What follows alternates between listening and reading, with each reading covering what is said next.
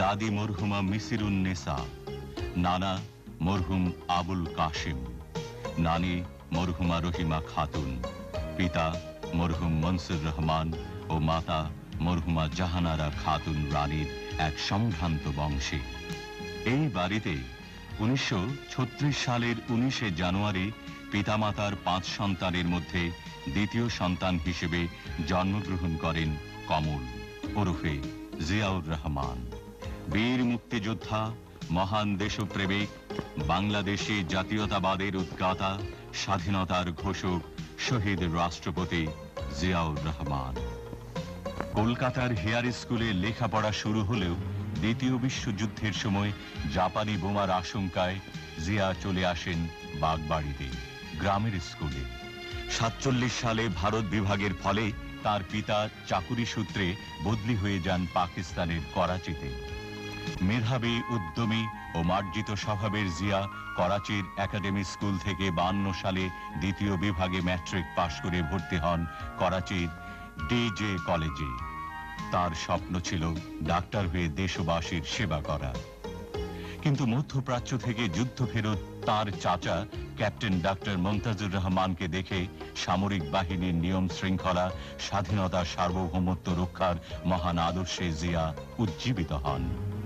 তাই তিনি ভর্তি হন 53 সালে পাকিস্তান সামরিক একাডেমিতে অফিসার ক্যাডেট হিসেবে। 55 সালে সেকেন্ড লেফটেন্যান্ট হিসেবে কমান্ডো ট্রেনিং গ্রহণ করে সুদক্ষ প্যারাট্রুপার হিসেবে সুখ্যাতি অর্জন করেন জিয়া। ওই বছরে বিদেশে উচ্চতর প্রশিক্ষণ গ্রহণ করেন। দিনাজপুর শহরের বিশিষ্ট ব্যক্তিত্ব, ফেনী জেলার ফুলগাজী থানার শ্রীপুর গ্রামের আদি নিবাসী মরহুম সিকান্দার আলী মজুমদার ও শ্রদ্ধেয়া তৈয়বা মজুমদারের তৃতীয় কন্যা মুসাম্মদ খালেদা খানম পুতুলের সঙ্গে মুদিপাড়ার এই বাড়িতে 1960 সালের এক শুভ মুহূর্তে জিয়া বিবাহ বন্ধনে আবদ্ধ হন। শুরু হয় দুজনের দীর্ঘ কর্মময় আদর্শবাদী জীবনের শুভযাত্রা। দাম্পত্য জীবনে কেবল সহধর্মিনী নয়, নীতি ও আদর্শেও সহমর্মী, সহকর্মী ছিলেন বলেই বেগম খালেদা জিয়া পরবর্তীতে গণপ্রজাতন্ত্রী বাংলাদেশের প্রধানমন্ত্রীত্বের দায়িত্ব লাভ করেন। তাদের 2 সন্তান তারেক রহমান পিনু ও আরাফাত রহমান কোকো। 63 সালে ক্যাপ্টেন জিয়া ছিলেন সামরিক গোয়েন্দা বাহিনীতে। 65-তে পাক ভারত যুদ্ধে খেমকারান রণাঙ্গনে ইস্ট বেঙ্গল রেজিমেন্টের আলফা কোম্পানির কমান্ডার হিসেবে তিনি অসামান্য বীরত্ব প্রদর্শন করেন। 66-তে সামরিক একাডেমিতে প্রশিক্ষক থাকাকালীন কোয়েটা স্টাফ কলেজ থেকে পিএসসি উপাধি লাভ করেন। 69-এ যাদবপুর সাব ক্যান্টনমেন্টে 8ম ব্যাটালিয়নের সেকেন্ড ইন কমান্ড থাকাকালীন জার্মানিতে যান উচ্চতর প্রশিক্ষণে।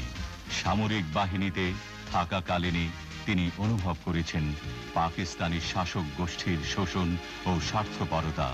বেদনার সঙ্গে লক্ষ্য করেন বাঙালিদের প্রতি অবহেলা ও ঘৃণ্য বঞ্চনার অজস্র দৃষ্টান্ত।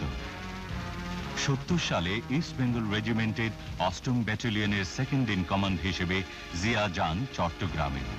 গণতন্ত্র, স্বাধিকার ও স্বাধীনতা কামে অগ্নিগর্ভ সমগ্র জাতির স্পন্দন অনুভব করে জিয়া প্রচণ্ড পরিশ্রমে তার ব্যাটালিয়নকে গড়ে তোলেন এক জাতীয় বিপ্লবী মুহূর্তের জন্য।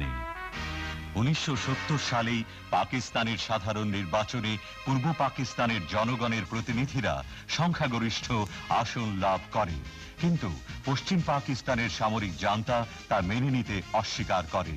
এর ফলে পূর্ব পাকিস্তানে তীব্র প্রতিবাদ দানা বেঁধে ওঠে। 71 সালের 25শে মার্চ পাকিস্তানি ডিক্টেটর ইয়াহিয়া খানের বর্বর সৈন্যবাহিনী ইতিহাসের জঘন্যতম নিষ্ঠুরতায় ঝাঁপিয়ে পড়ল নিরস্ত্র বাংলাদেশের ওপর। সমগ্র জাতি তখন দিশেহারা, নির্বাক, নেতৃত্বহীন। জিয়া তখন জ্বলন্ত বারুদের মতো গর্জে উঠলেন। 25শে মার্চ রাতেই বিপ্লব উদ্যানে সমবেত অনুগত সৈনিকদের সামনে গুলি ছুঁড়ে ডাক দিলেন বিদ্রোহে। মৃত্যুঞ্জয়ী জিয়া কালুরঘাট বেতার কেন্দ্র থেকে দিশেহারা আক্রান্ত জাতির উদ্দেশ্যে বাংলাদেশের স্বাধীনতার ঐতিহাসিক ঘোষণা দিলেন 26শে March. I Major Ziaur Rahman. Do hereby Declare. the independence of Bangladesh. ওই দিনই রাজনৈতিক দূরদর্শিতায় ও রাজনৈতিক তাৎপর্যে তিনি আবার ঘোষণা দেন, I, Major Ziaur Rahman. Do hereby Declare.